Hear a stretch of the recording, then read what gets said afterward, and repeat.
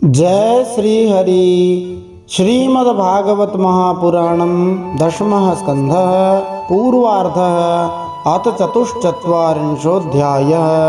अब हम श्रीमद्भागवत महापुराण के दशम स्कंद के पूर्वार्ध में 44वां अध्याय सुनते हैं। इसमें हम चाणूर मुष्टिक आदि पहलवानों का उद्धार तथा चिर प्रतीक्षित कंस नामक दुष्ट दैत्य का उद्धार, इन प्रसंगों का श्रवण करेंगे। भगवान श्री कृष्ण ने कंस का जो बहुत बड़ा दैत्य था उसका उद्धार किया था, उसका प्रसंग इसी अध्याय में आएगा। श्री गणेशाय नमः, श्री सरस्वत्यै नमः, श्री गुरवे नमः, श्री पुराण पुरुषोत्तमाय नमः।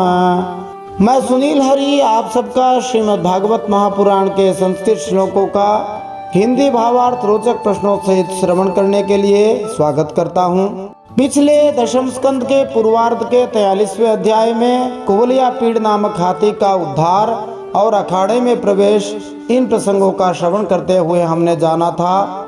जब बलराम जी और भगवान श्री कृष्ण ने सुना कि दंगल प्रारंभ होने वाला है और उसके नगाड़े बज रहे हैं, तब भगवान श्री कृष्ण भी रंगद्वार पर पहुंच गए।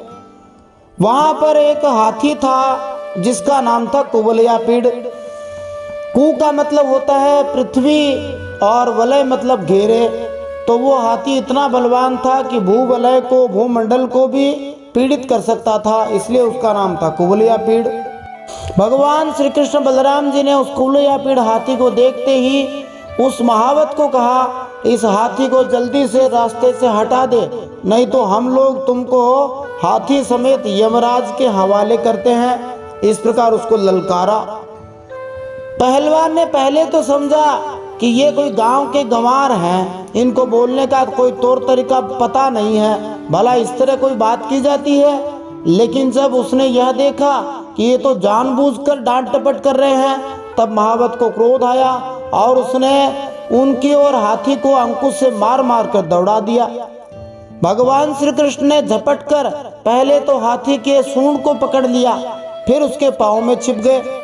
हाथी ने भी क्रोधित अवस्था के अंदर अपनी सूंड से भगवान को टटोल लिया। यहाँ ध्यातव्य है, हाथी के लिए घ्राण दृष्टि शब्द का प्रयोग हुआ है। अपनी आंखों से तो हाथी देखता ही है, परंतु हाथी अपनी नाक से भी देख सकता है। ऐसा हमने देखा है, जब हाथी आता है उसको केला आदि देते हैं तो वो मुंह में रख लेता है, परंतु कोई नोट देते हैं तो वो खाता नहीं है, उस नोट को वह अपने महावत को पकड़ा देता है। तो हाथी घ्राण दृष्टि होता है। और विशेष रूप से जो गाय है वो भी गंध से ही देखती है। गावो गंधे न पश्यन्ति, गाय अपने स्वामी को भी गंध से पहचान लेती है।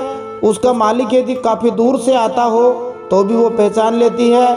और गाय जब भी भूमि पर बैठती है, पृथ्वी पर बैठती है, तो वो गंध से सूंघ कर जांच पड़ताल करके फिर बैठती है। तो भागवत जी में देखो कैसी कैसी दिव्य चीजें, विज्ञान की चीजें भरी हुई हैं। हाथी का नाम घ्राण दृष्टि और सांप का नाम चक्षुश्रवा। सांप के कान नहीं होते, भागवत जी में 5000 साल पहले ही लिखा हुआ है। अब भगवान श्री कृष्ण उस हाथी की पूंछ पकड़कर खेल खेल में उसे 100 हाथ तक पीछे घसीट ले गए। भागवत जी में मूल में लिखा है 25 धनुष। तो एक धनुष जो है वो 4 हाथ जितना बड़ा हुआ करता था। आज के मान से देखा जाए तो एक हाथ लगभग 2 फुट का होता है। 8 फीट का एक धनुष हुआ करता था। और यदि द्वापर युग के हिसाब से देखें तो उस समय थोड़ी लंबाई ज्यादा होती थी, तो हो सकता है 12-13 फीट का भी एक धनुष होता हो। तो भगवान श्री कृष्ण उस हाथी को जोर से 100 फीट तक घसीट के ले गए।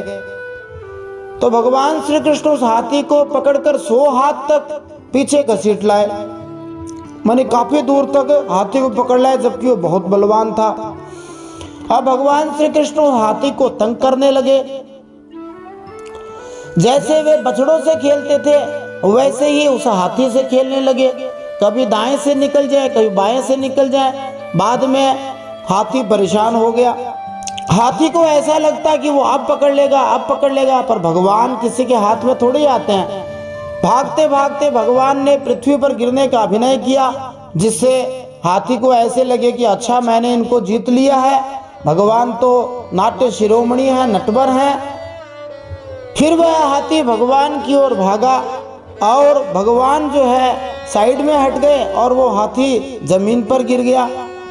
फिर भगवान ने खेल दिखाते हुए एक ही हाथ से उसकी सूंड पकड़कर उसे धरती पर जोर से पटक दिया और पैरों से दबाकर उसके दोनों दांत उखाड़ दिए और उन्हीं दांतों से उस हाथी का भी काम तमाम कर दिया और महावतों का भी काम तमाम कर दिया। बोलिए वृंदावन बिहारी लाल की जय। तो भगवान श्री कृष्ण अतुलित बलधाम हैं, वे और बलराम जी दोनों एक एक हाथी का दांत लेकर अखाड़े में भव्य प्रवेश करते हैं। कंधे पर हाथी का दांत है, शरीर खून और मद की बूंदों से सुशोभित है, भगवान का मुंह पसीने की बूंदों से सुंदर लग रहा है। ऐसे सुंदर शोभा से भगवान रंगभूमि में प्रवेश करते हैं। रंगभूमि में जैसे ही भगवान ने प्रवेश किया, जिसकी जैसी भावना थी उसको भगवान वैसे ही दिखने लगे। एक ही साथ रंगभूमि में सभी रसों का आविर्भाव हो गया, सारे 10 रस प्रकट हो गए। जो पहलवान थे उनको भगवान वज्र के समान कठोर दिखाई दे रहे थे रौद्र रस में। साधारण मनुष्यों को भगवान अद्भुत रस से भरपूर नररत्न दिखाई दे रहे थे। स्त्रियों को श्रृंगार रस से प्रधान होने के कारण भगवान मूर्तिमान कामदेव के रूप में दिखाई दे रहे थे। गोपों को भगवान हंसते हुए हास्य रस में स्वजन जैसे अपने परिवार के दिखाई दे रहे थे। दुष्ट राजाओं को वीर रस से भरपूर दंड देने वाले राजा के रूप में दिख रहे थे। माता पिता के समान बड़े बूढ़ों को वात्सल्य रस से भरपूर शिशु के समान, बच्चे के समान दिख रहे थे। कंस को भयानक रस से परिपूर्ण मृत्यु की तरह दिखाई दे रहे थे। अज्ञानियों को विभत्स रस में विराट दिखाई दे रहे थे। योगियों को शांत रस में परम तत्व दिखाई दे रहे थे। और जो भक्त शिरोमणि हैं वृष्णिवंशी, उनको प्रेम भक्ति रस से भरे हुए इष्ट देव जान पड़े। गोस्वामी श्री तुलसीदास जी ने श्री रामचरितमानस बालकांड 241 नंबर के दोहे की चौपाइयों में जब भगवान रामचंद्र जी जनक महाराज की सभा में थे तब बड़ा ही सुंदर वर्णन किया है कि भक्तों को भगवान कैसे लगे। हम उन चौपाइयों को सुनते हैं। जिनके रही भावना जैसी, प्रभु मूर्ति तिन देखी तैसी। देखी रूप महारन धीरा, मनहु वीर रसुधरे शरीरा। डरे कुटिल नृप प्रभु की निहारी, मनहु भयानक मूर्ति भारी। रहे असुर छल छो निप बेखा, तिन प्रभु प्रगट काल सम देखा। पुरबासिन देखे दऊ भाई, नरभूषण लोचन सुखदाई। तो जनक जी की सभा में रघुनाथ जी और यहाँ कंस की सभा में भगवान श्री यदुनाथ जी श्री कृष्ण जी इन्हीं रसों से भरपूर दिखाई दे रहे थे। निस्संदेह है जिस व्यक्ति की जैसी भावना थी उसको उसी रूप में भगवान दिखाई दिए। जब श्री राम जी जनक जी की सभा में पधारे तब भी वैसा ही हुआ। उस सभा में उपस्थित लोगों को भगवान राम उन्हीं की भावना के अनुरूप दिखाई दिए थे। जीवन में भावों का, विचारों का बहुत महत्व है। कहा जाता है भावो ही भव कारणम, भाव से ही हमारा कल्याण होता है। हमारे भाव यदि पवित्र हैं, जन कल्याणकारी हैं, तो पूरी सृष्टि हमारे लिए उसी की तरह हो जाती है। संसार को यदि सुख शांतिपूर्ण बनाना है तो हमें लोगों की भावनाओं, उनके विचारों को परिवर्तित करना होगा। शस्त्रों एवं कानूनों से दुनिया में शांति नहीं लाई जा सकती। शांति तो केवल भाव परिवर्तन से ही आएगी।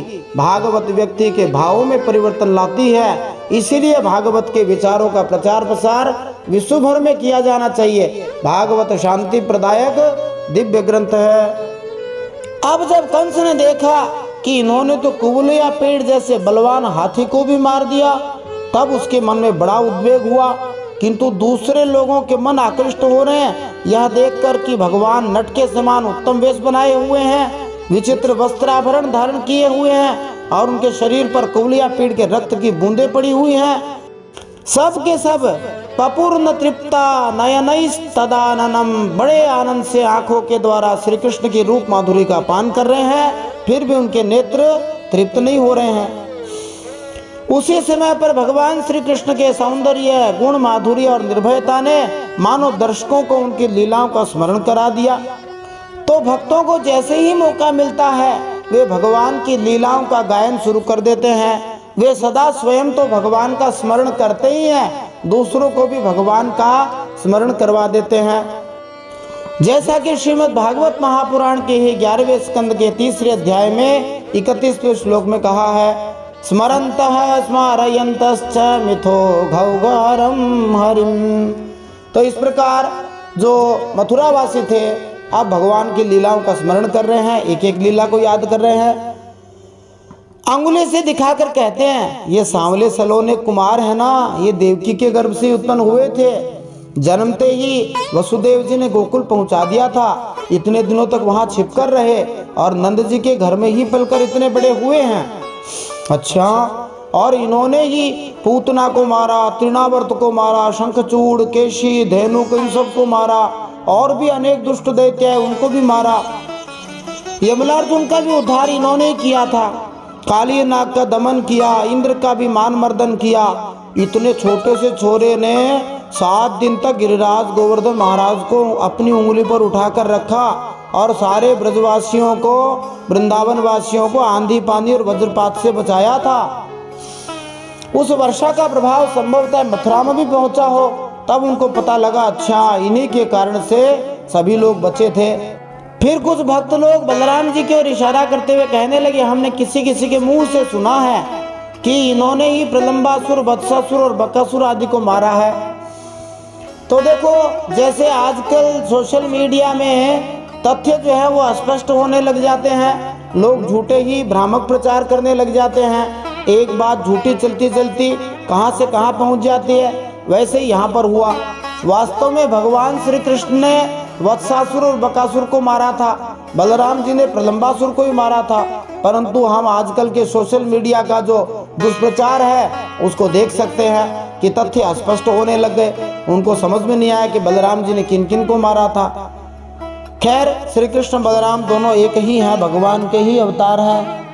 अब ऐसे लोग बात कर रहे थे कि वहां चाणूर आ गया। चाणूर इतना बलवान था कि उसकी छाती इतनी कठोर थी कि वह जिसको हाथ से पकड़कर छाती से चाण दे, अपने पास अड़ा दे, वह चूर चूर हो जाए। चाणूर ने कहा, बलराम जी, श्री कृष्ण, हमारे कंस महाराज ने सुना है आप लोग बड़े योद्धा हैं, कुश्ती लड़ने में कुशल हैं, इसीलिए उन्होंने आपको यहाँ बुलाया है।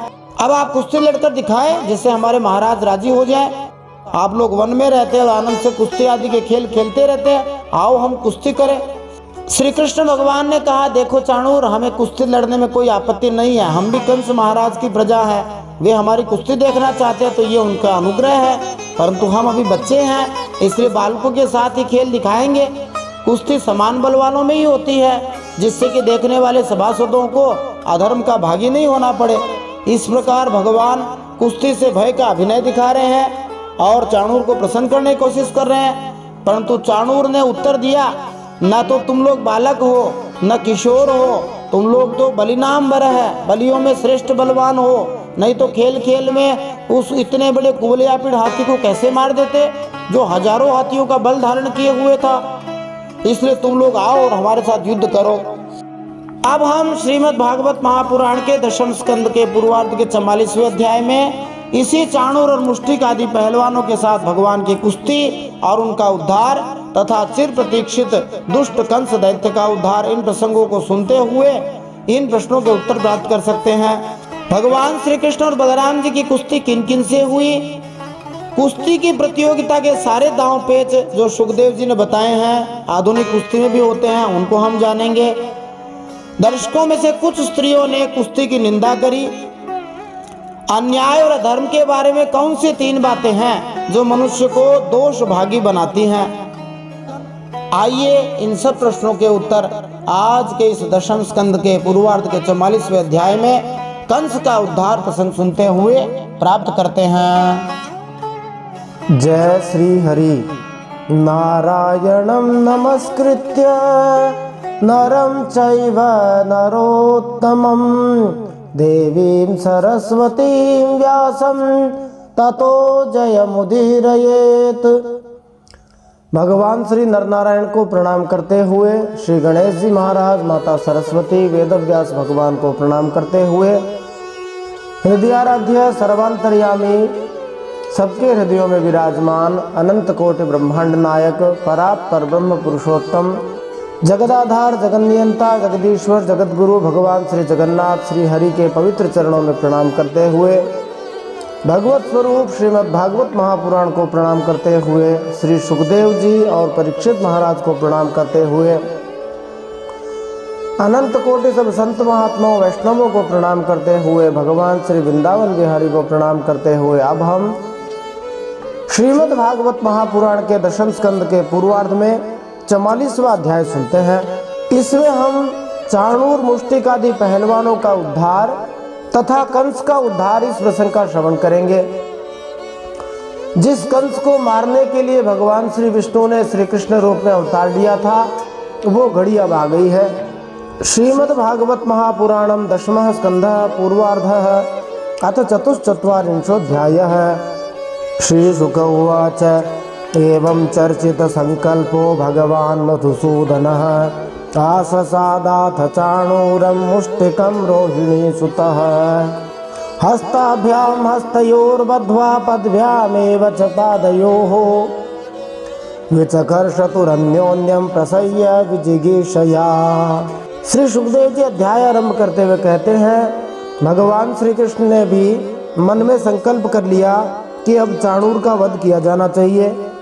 उन भगवान श्री कृष्ण ने, जिन्होंने मधु और कैटभ इन दो असुरों को तब मारा था जब उन दोनों असुरों ने कहा था कि अच्छा अब तुम हमें मार दो। इसी तरह मधुसूदन भगवान श्री कृष्ण और बलराम जी चाणूर तथा मुष्टिक के कहने पर उनसे लड़ने के लिए तैयार हो गए। आपस में जोड़ी निश्चित करके भगवान श्री कृष्ण ने चाणूर से और बलराम जी ने मुष्टिक से कुश्ती लड़ने का विचार किया। वे भिड़ गए। वे लोग एक दूसरे को जीत लेने की इच्छा से हाथ बांधकर, पैरों में पैर अड़ाकर बलपूर्वक अपनी अपनी ओर खींचने लगे।